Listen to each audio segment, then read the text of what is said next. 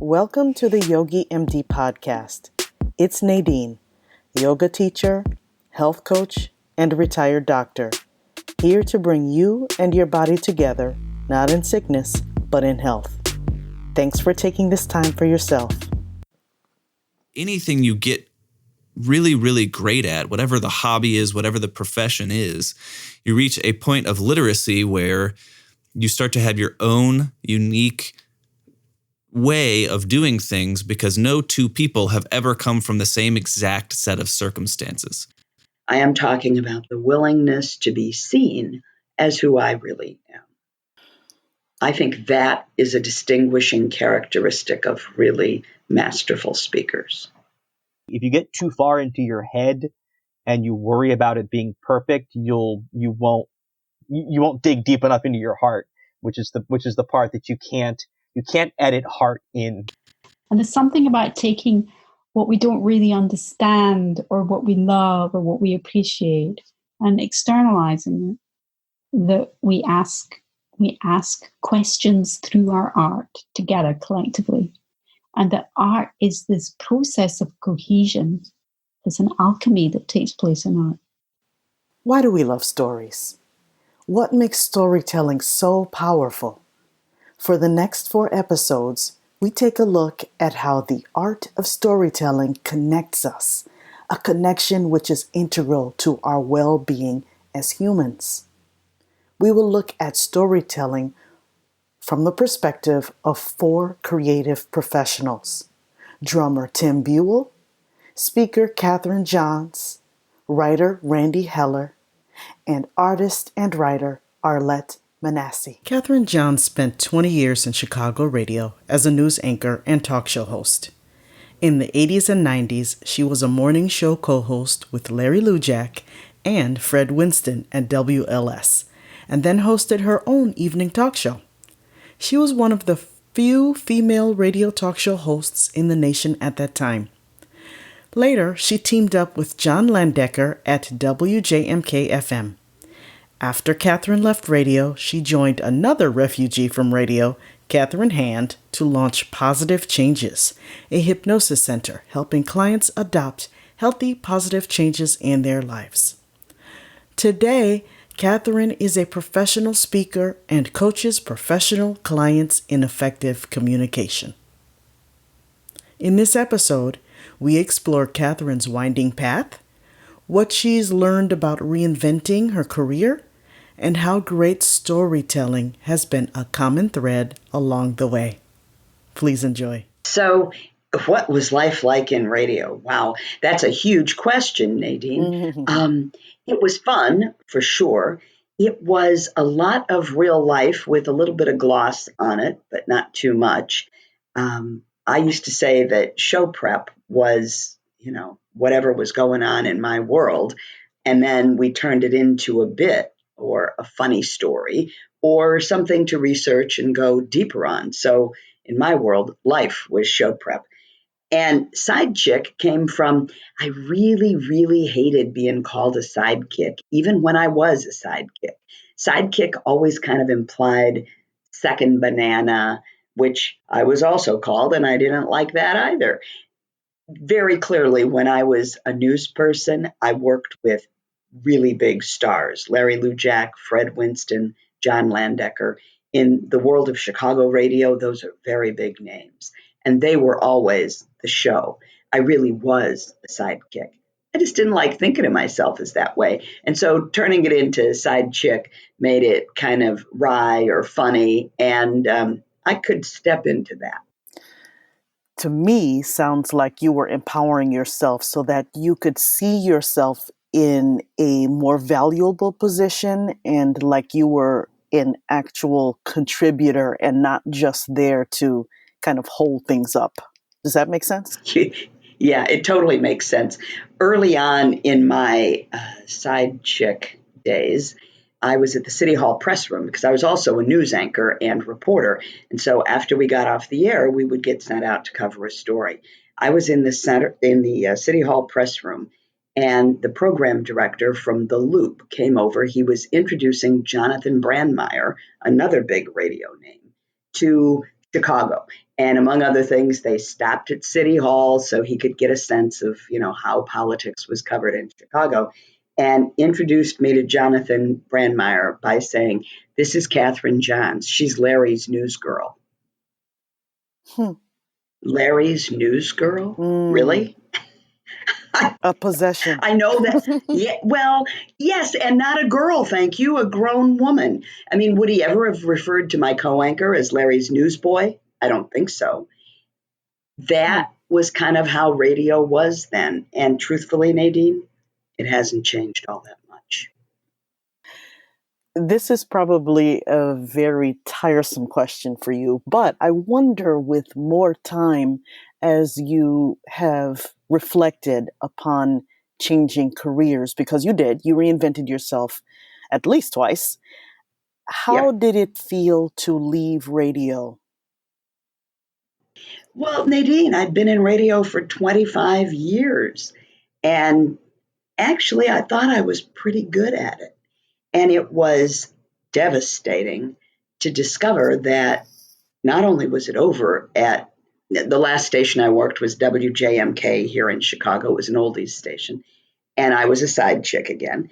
And to discover that there was no place for me anymore was very painful. In fact, when I left WLS, I was at WLS for 18 years. And when I left, it was because the program director told me I wasn't likable and they wanted to replace me as a talk show host.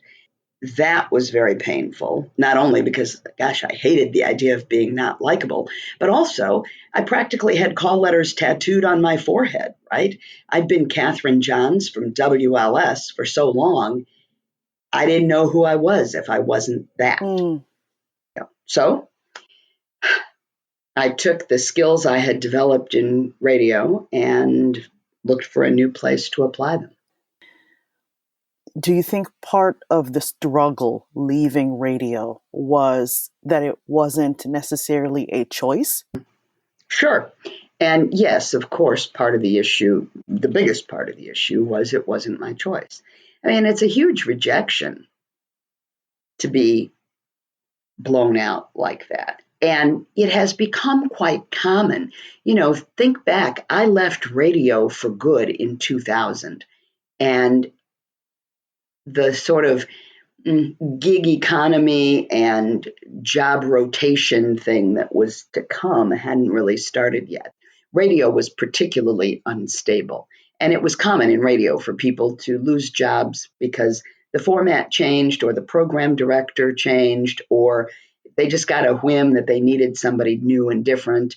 Their job changes in broadcasting were frequent, much more so than in the real world. Well, the real world caught up with us. Certainly by the recession in 2007, 2008, 2009, that era, it became a meme, right? People carrying the cardboard box of their belongings out of their cubicle and departing. And and so that instability became much more common and less of a stigma, I think. Did you ever feel shame? Oh, totally. Are you kidding? What a massive rejection. We're dumping you because people don't like you? I mean, yes, Why did you feel like you had to own that shame, though? because for a person in radio, and this may be true across the board in other businesses as well, but certainly in radio, who you are on the air is what you're selling, so to speak. I mean, it really is at the level of identity. It's not a task to be performed. Mm. It's show up every night on the air and be who you are and make it interesting, make it funny, get people engaged with it. So at the root of performance is identity. You didn't feel like you had a separate identity, the Catherine who was on the radio for everyone and Catherine who was outside of radio? Mm, A little bit. I mean, were there things I would say to my husband that I wouldn't say on the air? Yes, of course. But there's a real blurring of those lines by design. And I think that's true for, I tell my clients, I coach people who want to speak better to grow their business. And I tell my clients what your audience most wants from you is you.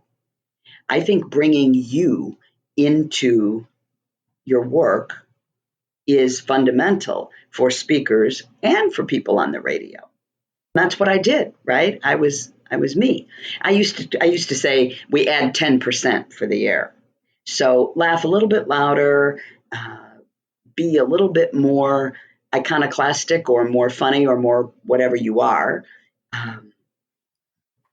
Use language that's just a tad exaggerated. So a way to think about it, Nadine, is how people on a stage wear stage makeup. Mm-hmm. It's exaggerated. They would look ridiculous if they went out on the street in the makeup that works for the stage. But you need stage makeup so people past the third row can read your facial expressions. I thought of radio like that. It's me, it's the real person, and I have auditory stage makeup on. So that's what I mean by adding 10% for the air. Crank it up just a notch. So you're still you, and you can be heard and seen from the last row. Oh, that makes a lot more sense. That was not the impression that I had. I thought there was having never done anything like that, I thought there was a show business person and the real person separately. So thank you for Well, that explanation. there may be for some people, Nadine. I mean, I think Rush Limbaugh would be a good example. When he began as a national host, when WLS became a talk station, they carried Rush. And I remember listening to him in the very beginning and thinking how different his approach was. It was very clearly a performance, with his blustering and ladies and gentlemen and all of that jazz. And he created a radio persona. How much it has in common with the real Rush, I have no idea because I don't know him personally. But I do think there is a place for that kind of performance. That just wasn't my approach to radio. Okay. So you made the transition from radio to public speaking and coaching. How did you transmute your unique skills in broadcasting to public speaking? And were there differences in your approach? Yeah, totally. I actually worked with a coach, which was kind of humorous because I had met this woman at some women's group meeting, and I sort of laughed at the whole idea of a life coach. Remember, again, it was like 2000. There were life coaches, but it wasn't nearly as commonplace as it is now. And to me, it seemed ridiculous, coach schmoach. So I got to have a coach to tell me what to do with my life. That doesn't make any sense. Then I got blown out, and I thought, I remembered some things she had said, and I thought maybe there's something to this coaching business after all. So I had a conversation with her, which was actually very helpful. One of the things we did was look at what are my skills? What do I do in radio? Not be on the radio, which is how I thought about it. I'm just on the radio. But if I actually break that down, I write, I gather information, and I distill it into manageable bites. I can be funny, which is a great thing. I get in a studio with 5 guys and balance all those egos morning after morning after morning and get along with all of them, which in itself is a skill. So as I made that list of things I do, then the next challenge was to look, where could I put those other than radio? And I thought speaking. I went to a meeting of the National Speakers Association, and I just hated those people. I will tell you right now, I'm a proud member of NSA, and I'm on the marketing team for our local chapter. But back then, my reaction was, who are these people? Like, they speak at a Rotary Club and they think they're big stars. Are you kidding me? It didn't feel like a fit for me. However, I learned one very valuable thing. I was talking to somebody at an NSA meeting, And I was saying, I like smaller groups and it's interactive, kind of like a talk show. And so I don't want to get on a stage and just deliver a speech. And the person said, "Oh, you want to be a trainer, Nadine?" I had no idea. I thought trainers were about weights or dogs. There were tons of people already doing various kinds of training in communication. So I learned from a lot of them and set my sights on a new career. So, and that was how I made my transition into coaching, training, speaking, the whole world that I'm in now. Wonderful. So, whether you're on the radio or commanding a stage in front of an audience or helping coach clients, the common thread here is being able to tell a good story. So in your mind, how do you do that? How do you accomplish telling a good story? So I'm going to back up a minute and say that the things that I want to do myself and teach my clients to do are command a room and connect with the audience. And I think they're both essential. And really masterful speakers dance between them. There are moments where command is more important than anything. I'm the leader, everybody follows. I have information, everybody learns. And there are moments where connection is the most important thing. The relationship between us really dictates how well you learn what I teach. And it certainly dictates how well I take in your feedback, your needs, and everything else. So I want my clients to develop both of those qualities, command and connection. And that's what I model when I'm speaking. And then I would say, to your point about the story grows out of that. But I have to have that going into it. Otherwise, I just get up and perform and tell a story. Yeah. So I tell my clients what your audience wants from you more than anything is you. And once you give them that, the story develops. If they don't have that, the story doesn't ring true. Then they might as well read it in a book or find it online. Or, now it's the starfish story that every inspirational speaker tells. That has nothing to do with you or me. So Make sense? Yes. So being authentic is the key to forging that connection with a group of strangers? It's part of it for sure. I think people sense phoniness. And one of the reasons that we work on physical delivery skills is phoniness can show up as that disconnect between what you say and the message that your body conveys. So if I say I'm interested in what you're learning today, but I never make eye contact with you, you are unlikely to believe me. At some level, even if you're not consciously aware of what it is, it rings false. Make sense? Yes.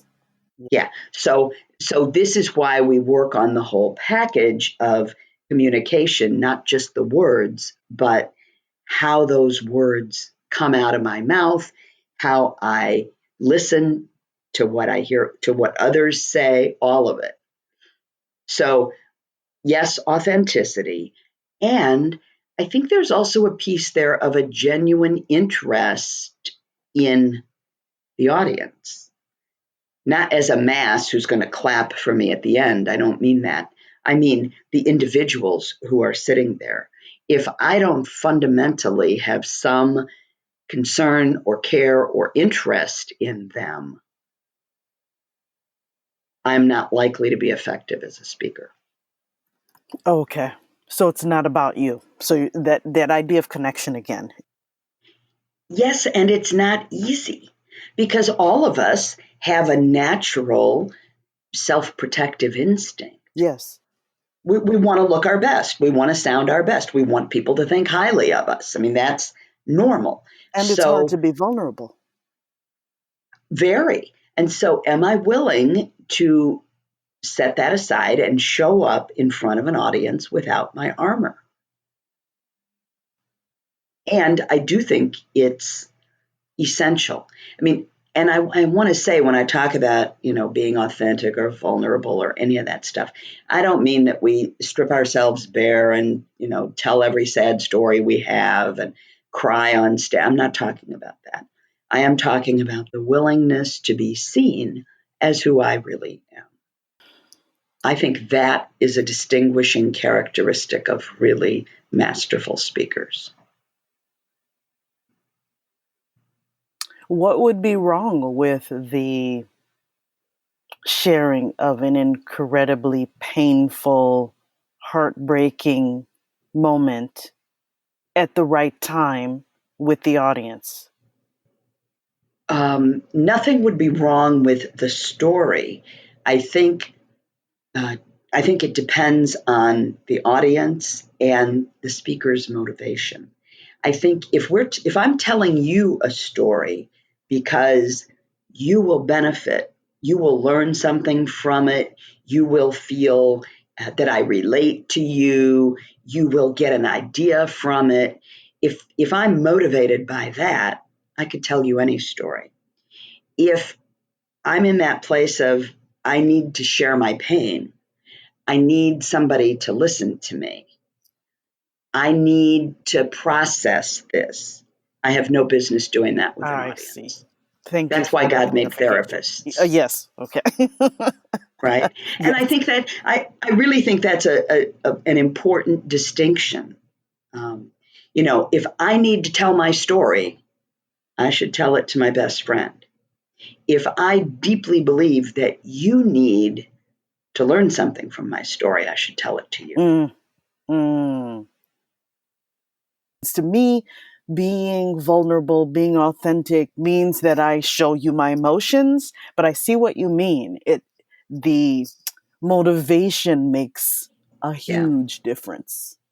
it really does, because the audience is not there for me to process my stuff. That's not their job.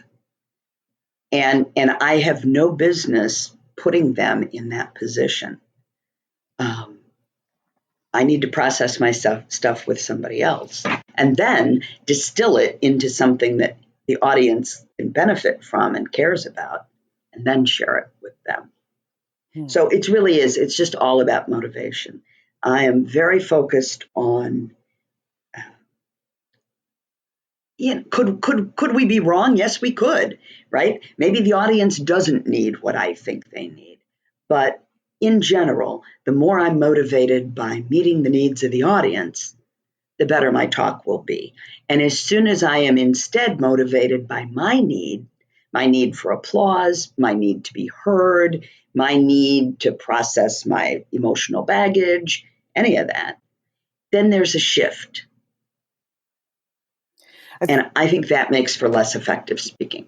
I think what can be confusing for a new speaker would be, okay, commanding means that it is about me and it is about me taking control of the room and making sure that I am getting a response so that I can tell that I am commanding and moving this talk in the way I would like it to go.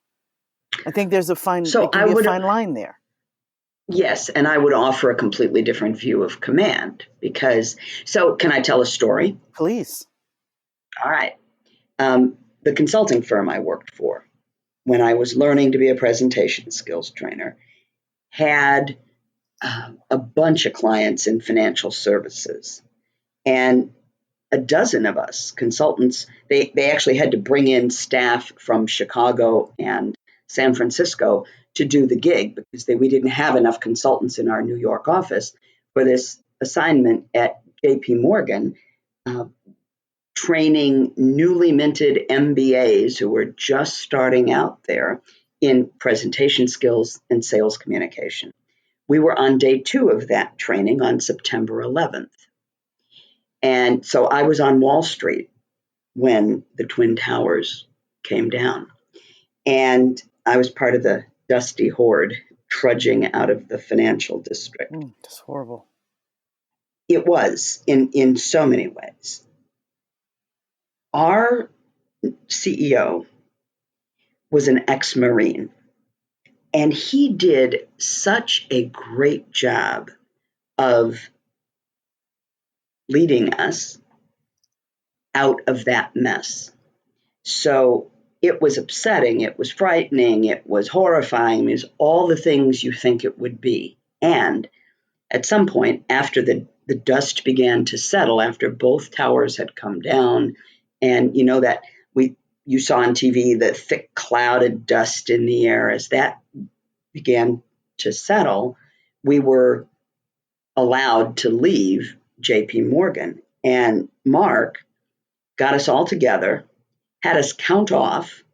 So everybody had a number, and gathered us and reassured us that we were going to get out of this together. And we began to walk back to our office in Midtown. And of course, we were part of this huge crowd of people trudging along the streets, shuffling our feet through this dust that was all over the place. And some of us were wearing inappropriate footwear. I learned from that to always have a pair of sneakers handy because, man, there were women who couldn't find a pair of shoes. We stopped in drugstores and bodegas looking for flip-flops. There was nothing to be had. Mm. Anyway, we walked back to the office, and every so often, as we'd sort of get strung out, Mark would have us count off again and gather us again and reassure us again. And he was preoccupied with making sure nobody got separated from the group, nobody got left behind. And nobody got too far out in front either. We stayed together because that was survival. So I launched into that story because when I talk about commanding a room, I'm talking about that kind of command. Mm. It's not about, look at me, I'm in charge, I have to tell everybody what to do. It's about, how do I bring this group on a journey and get us where we want to go and get us there safely? You're talking about leading. Yeah. Well, you certainly are a very talented storyteller. My final question is, Catherine, what is your personal definition of what it means to be healthy? It would have to be a balance of both physical health and mental or emotional health. I know people who are excellent physical specimens that I wouldn't describe as healthy.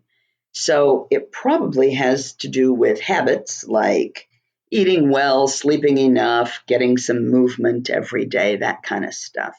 But also having a sense of connection to other people and interest in other people and a willingness to grow or learn.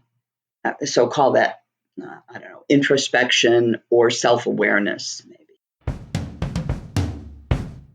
And now it's time for the Mindful Minute. Here's a quote by the great Maya Angelou. There is no greater agony than bearing an untold story inside you. So, my friends, what's stopping you from telling your story? Stay tuned next time for part 3, when we dive into the art of storytelling through writing with master storyteller Randy Heller. Thanks for being here. See you next time.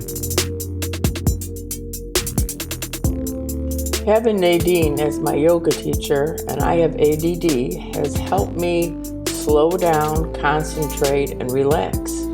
I have found my neck where my shoulders don't go to my ears all the time. To learn more and to practice yoga with me, find me at yogimd.net.